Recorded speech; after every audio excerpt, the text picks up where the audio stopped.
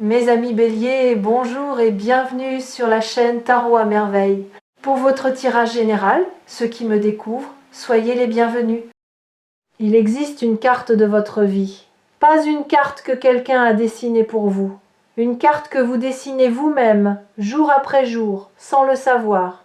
Chaque décision est un trait, chaque rencontre est un point, chaque épreuve est un relief. Et cette carte, si vous pouviez la voir d'en haut, si vous pouviez prendre suffisamment de recul pour embrasser l'ensemble au lieu de fixer le détail du jour, cette carte révélerait quelque chose de stupéfiant, un motif, un dessin cohérent, une direction que vous suivez depuis le début sans jamais l'avoir choisie consciemment. Aujourd'hui, le destin vous tend cette vue d'en haut. Et ce que vous allez voir va tout changer. Pas de la manière dramatique que ce mot suggère habituellement, pas un bouleversement extérieur, un recadrage intérieur, le genre de changement qui ne fait aucun bruit, mais qui modifie la manière dont vous respirez, la manière dont vous marchez, la manière dont vous vous endormez le soir et vous réveillez le matin. Le genre de changement après lequel rien ne sera plus exactement pareil, même si tout en surface semble identique. Commençons par le premier point sur la carte.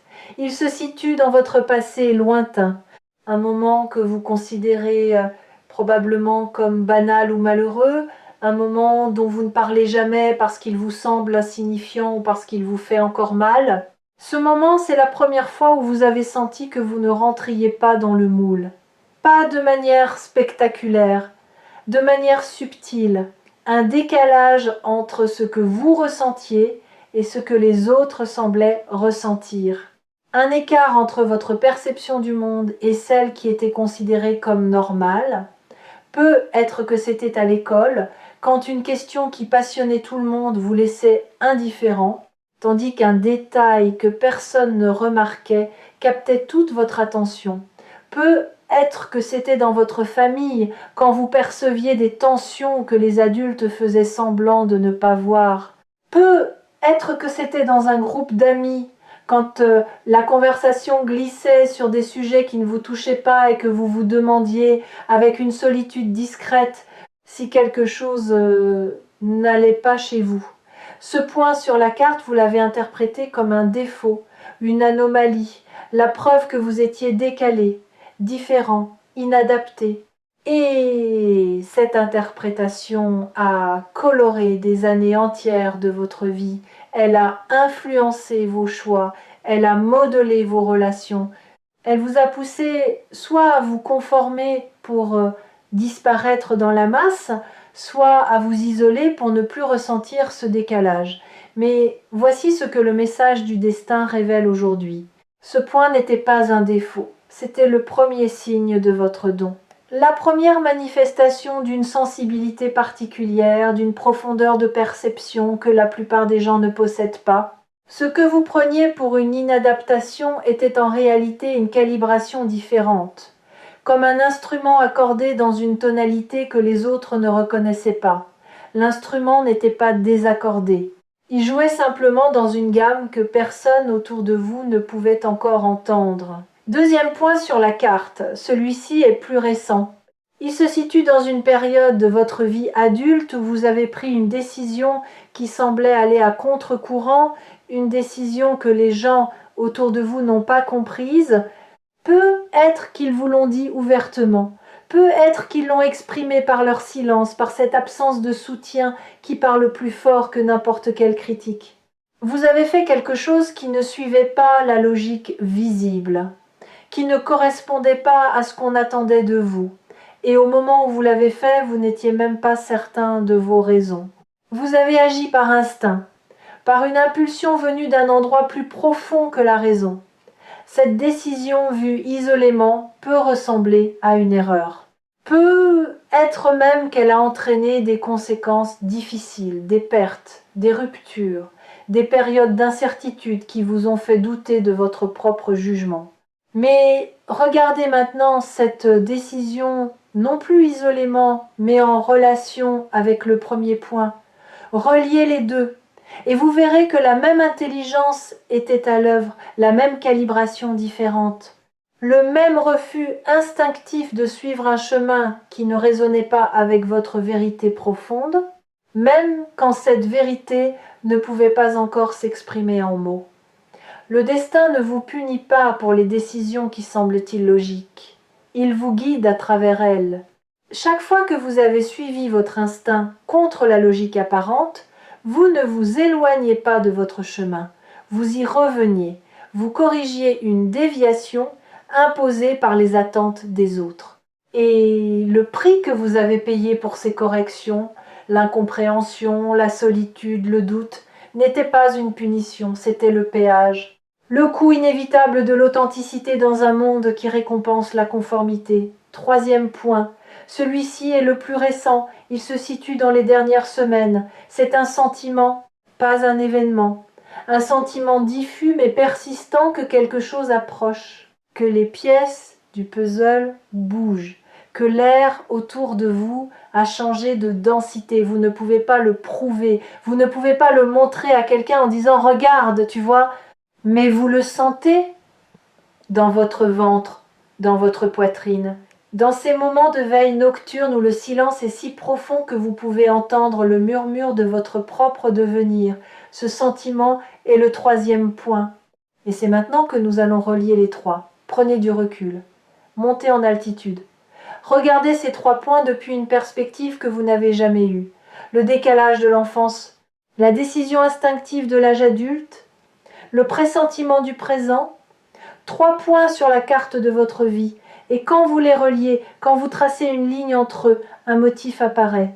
Ce motif a une forme, et cette forme est une flèche qui pointe dans une direction précise, la direction de votre vérité, pas celle que les autres ont définie pour vous, pas celle que la société considère comme acceptable, votre vérité à vous, celle qui pulse dans votre sang, celle qui bat dans votre cœur à un rythme que personne d'autre ne partage.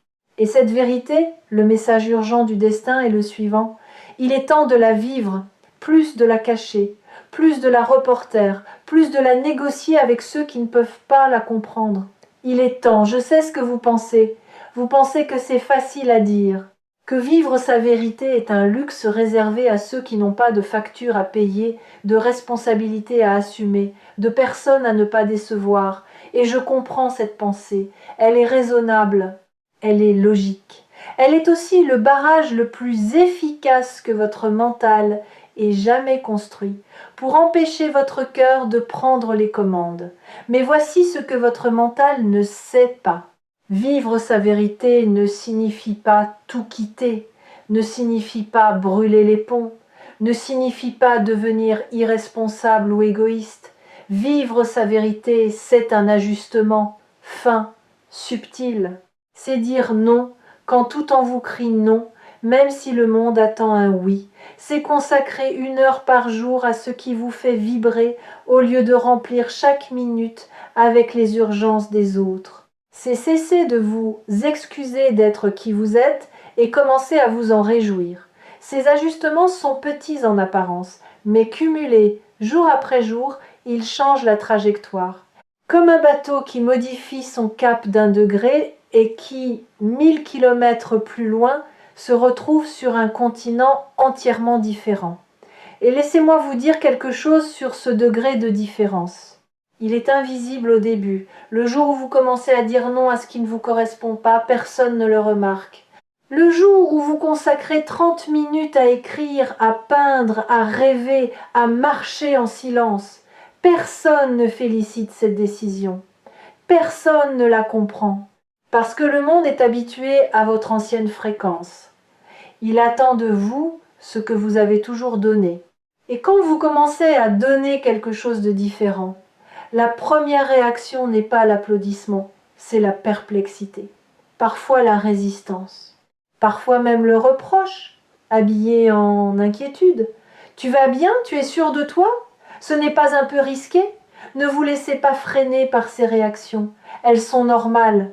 Elles sont la friction inévitable entre l'ancien mouvement et le nouveau. Et cette friction, aussi inconfortable soit-elle, est la preuve que quelque chose bouge vraiment. Pas en imagination, en réalité, dans le tissu même de votre quotidien. Les choses qui ne frottent pas ne changent pas et vous êtes en train de changer profondément, authentiquement, irréversiblement. Si cette vidéo s'est présentée à vous sur Tarot à merveille, ce n'est pas un hasard algorithmique, c'est un rendez-vous que votre destin a pris avec votre conscience. Et le fait que vous soyez encore là, encore en train d'écouter, est la preuve que votre conscience a accepté l'invitation. Revenons à la carte. Il y a d'autres points que nous n'avons pas encore reliés, des points que vous avez peu être oubliés ou que vous n'avez jamais considérés comme significatifs, des moments de grâce minuscules, un sourire échangé avec un inconnu qui a illuminé une journée entière, un livre ouvert au hasard à la page exacte qui contenait les mots dont vous aviez besoin, un retard, un imprévu, un contretemps qui vous a mis sur le chemin de quelque chose d'inattendu et de précieux. Ces moments, vous les avez classés sous la rubrique coïncidence. Mais les coïncidences n'existent pas sur une carte de destin, il n'y a que des coordonnées. Et chaque coordonnée est placée avec une précision qui dépasse votre entendement. Quand vous reliez ces points supplémentaires au motif principal, la flèche devient plus claire, la direction plus nette. Et vous commencez à voir que votre vie, malgré ses apparences chaotiques, malgré ses détours et ses impasses, suit un courant souterrain d'une cohérence remarquable. Tout ce qui vous est arrivé vous a préparé. Pour ce qui arrive maintenant, chaque épreuve a renforcé un muscle dont vous aurez besoin. Chaque perte a créé un espace qui sera rempli. Chaque silence a aiguisé une écoute qui percevra ce que les autres ne pourront pas entendre. Parlons maintenant de ce que cette vérité implique concrètement. Car la vérité sans incarnation reste un concept. Un beau concept, certes, mais un concept inopérant. La vérité doit descendre du ciel des idées jusque dans la terre du quotidien pour devenir transformatrice. Concrètement, voici ce qui va se passer. Vous allez commencer à sentir une intolérance nouvelle, pas de l'agressivité, une intolérance douce mais ferme envers tout ce qui sonne faux dans votre vie. Les conversations superficielles qui vous laissaient indifférent vont commencer à vous peser. Les compromis que vous acceptiez par habitude vont devenir inconfortables. Les silences que vous gardiez par politesse vont gratter comme un vêtement trop serré. Cette intolérance n'est pas un signe de dureté, c'est un signe de calibration. Votre instrument intérieur est en train de s'accorder sur sa fréquence naturelle et tout ce qui vibre à une fréquence différente va commencer à produire une dissonance que vous ne pourrez plus ignorer. Et c'est dans cette dissonance que le changement va naître. Parce que la dissonance force le choix. Elle vous met face à des décisions que vous reportiez. Elle vous oblige à regarder ce que vous évitiez. Elle rend impossible le statu quo confortable dans lequel vous vous étiez installé. Et quand le statu quo devient impossible, le mouvement devient inévitable. Je veux préciser quelque chose d'important sur cette intolérance nouvelle. Elle ne vous rend pas difficile. Elle ne vous rend pas exigeant au mauvais sens du terme. Elle vous rend honnête. Et l'honnêteté, dans un monde habitué au compromis permanent, est souvent mal interprétée. Les gens qui vivent dans le compromis voient l'honnêteté comme de la rigidité, comme de l'intransigeance, comme un refus de s'adapter. Mais il y a une différence fondamentale entre la flexibilité et la trahison de soi. La flexibilité, c'est ajuster la forme sans perdre la substance. La trahison de soi, c'est abandonner la substance pour préserver la forme. Et ce que vous refuserez désormais, ce n'est pas de vous adapter, c'est de vous trahir. Les gens qui vous aiment pour ce que vous êtes resteront. Ils respecteront vos nouvelles frontières. Ils s'ajusteront à votre fréquence plus claire. Et ceux qui ne restent pas n'aimaient pas vous. Ils aimaient la version de vous qui ne les dérangeait pas, la version commode, la version silencieuse, la version qui servait leurs besoins sans jamais exprimer les siens. Le départ de ces personnes ne sera pas une perte, ce sera un nettoyage. Et Chaque place libérée sera remplie par quelqu'un qui résonne avec votre vérité plutôt qu'avec votre masque. Ce mouvement, vous ne le ferez pas seul. Le destin, cette intelligence mystérieuse qui dessine la carte, va placer sur votre route des alliés, pas nécessairement des alliés évidents, pas des sauveurs qui arrivent avec des solutions toutes faites, des alliés subtils. Une phrase entendue au bon moment dans une conversation qui ne vous était pas destinée, un regard posé sur vous par quelqu'un qui, sans le savoir, vous donne la confirmation dont vous aviez besoin. Une opportunité qui se présente exactement quand vous êtes prêt à la saisir, pas une minute avant, pas une minute après. Soyez attentif à ces alliés. Ils ne portent pas de pancarte. Ils se fondent dans le quotidien. Ils ressemblent à des hasards. Mais sur la carte de votre destin, ils sont des balises. Des repères lumineux placés le long du chemin pour vous confirmer que vous êtes dans la bonne direction. Vous avez être déjà rencontré l'un de ces alliés récemment. Quelqu'un qui a dit exactement ce que vous aviez besoin d'entendre, sans même savoir qu'il le disait. Quelqu'un dont le parcours a résonné avec le vôtre d'une manière inexplicable. Quelqu'un dont la simple présence dans votre vie vous a rappelé que vous n'étiez pas fou de ressentir ce que vous ressentez, que votre décalage n'était pas un défaut mais un atout, que votre manière différente de voir le monde n'était pas une erreur de fabrication mais une spécialisation rare que peu de gens possèdent. Gardez ces personnes près de vous, pas de manière possessive. De manière consciente, reconnaissez-les pour ce qu'elles sont, des confirmations vivantes que votre chemin est réel, que votre vérité est valide, que la direction indiquée par la flèche sur votre carte mène quelque part. Quelque part qui vaut chaque pas inconfortable, chaque moment de doute, chaque nuit passée à se demander si tout cela a un sens. Quelque chose que je dois vous dire maintenant concerne la peur. Parce que la peur est là. Elle est toujours là quand le destin frappe à la porte. Et elle prend une forme particulièrement sournoise à ce stade de votre parcours. Elle ne vous dit plus « tu ne peux pas ». Elle vous dit quelque chose de plus subtil, de plus difficile à détecter.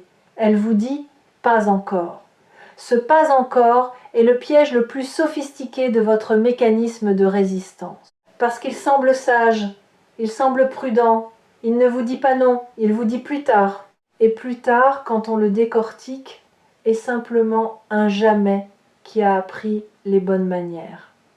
Le message du destin est sans ambiguïté sur ce point. Le temps du pas encore est révolu.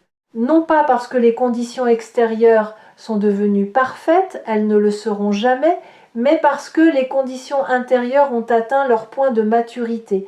Vous avez assez appris, assez souffert, assez attendu, assez douté, l'arbre a assez poussé sous terre, il est temps qu'il perce la surface, et quand un arbre perce la surface, il ne demande pas la permission au sol. Il ne s'excuse pas de déplacer la terre. Il pousse, avec la force tranquille de ce qui est devenu trop grand pour rester contenu.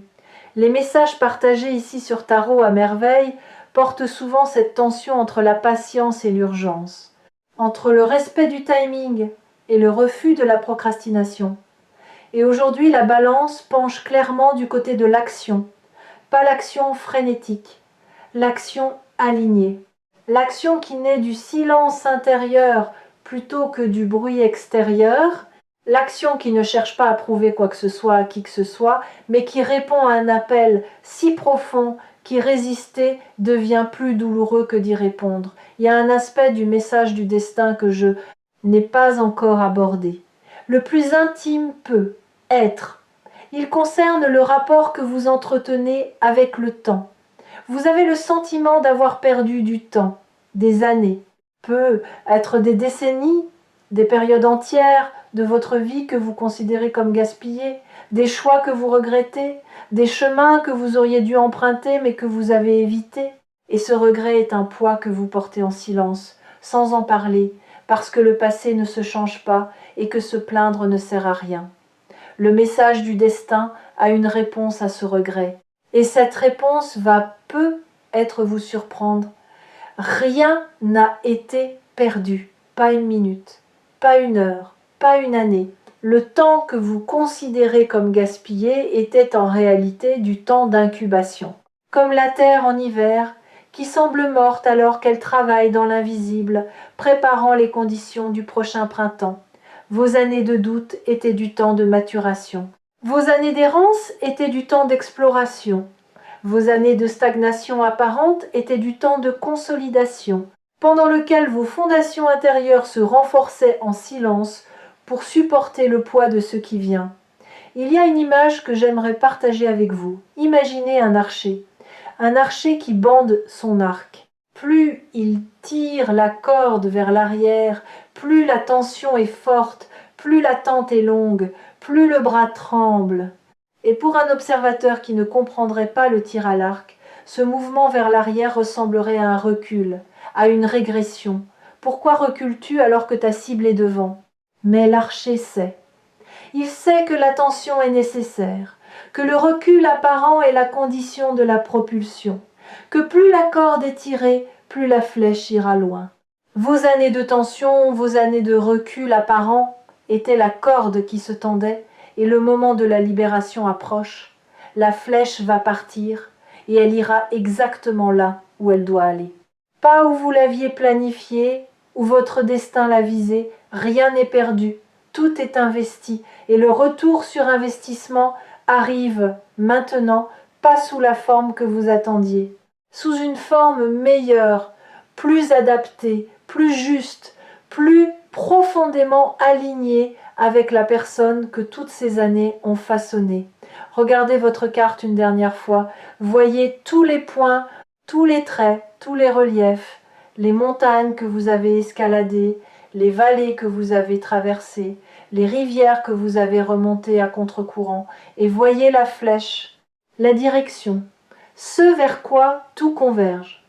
Ce vers quoi tout converge, c'est un point que vous n'avez pas encore atteint, un point qui se situe juste devant vous, si proche que vous pourriez presque le toucher. Et ce point, quand vous l'atteindrez, ne sera pas une destination finale, ce sera un belvédère. Un point d'observation depuis lequel vous pourrez enfin voir l'ensemble de votre parcours et comprendre avec une clarté qui coupe le souffle que tout avait un sens, que chaque détour était un raccourci déguisé, que chaque perte était un gain travesti, que chaque non que la vie vous a opposé était la protection d'un oui infiniment plus grand qui attendait son heure, et que le chaos que vous perceviez n'était du chaos que vu d'en bas. Vu d'en haut depuis ce belvédère, c'est un chef-d'œuvre, votre chef-d'œuvre, peint avec des couleurs que vous n'auriez jamais choisies, mais qui ensemble créent une harmonie que vous n'auriez jamais pu imaginer. Cette heure est venue, le destin ne demande pas grand-chose, il ne demande pas que vous soyez courageux, il sait que vous l'êtes déjà, chaque jour, dans des gestes que personne ne voit. Il ne demande pas que vous soyez prêt. Personne n'est jamais prêt pour ce qui le dépasse. Il demande simplement que vous soyez disponible, que vous disiez, avec la voix tremblante de celui qui ne comprend pas tout, mais qui fait confiance quand même, « D'accord, j'écoute, je suis là, montre-moi. » Et le destin montrera, pas avec des feux d'artifice, avec des évidences si simples, si lumineuses, si indiscutablement vraies que vous vous demanderez comment vous avez pu les manquer pendant toutes ces années. Et la réponse sera douce, vous ne les avez pas manquées, vous n'étiez simplement pas encore au belvédère, vous y êtes maintenant, souvenez-vous de ce moment, marquez-le intérieurement, parce que c'est ici, dans cette vidéo, dans cet instant précis, que vous avez vu votre carte pour la première fois, et une fois qu'on a vu sa carte, on ne marche plus à l'aveugle. On marche avec la certitude de celui qui sait d'où il vient, qui comprend où il est et qui sent, avec chaque fibre de son être, vers où il se dirige. La vérité dont parle le titre n'est pas une vérité que je vous apporte. C'est une vérité qui était déjà en vous et qui attendait que vous descendiez assez profondément en vous-même pour la trouver. Aujourd'hui, vous l'avez trouvée. Ne la lâchez plus, et quand les jours de doute reviendront, et ils reviendront, rappelez-vous que Tarot à merveille sera toujours là pour vous tendre le miroir, pas pour vous montrer ce que vous devez être, pour vous rappeler ce que vous êtes déjà. Prépare-toi, non pas à quelque chose qui arrive de l'extérieur, à quelque chose qui émerge de l'intérieur, de toi, de cet endroit en toi que personne n'a jamais visité mais qui a toujours existé, patient, silencieux, indestructible. Parce que la plus grande vérité du destin, celle que personne ne te dit jamais, c'est que le destin ne vient pas vers toi, il vient de toi. Et il est magnifique.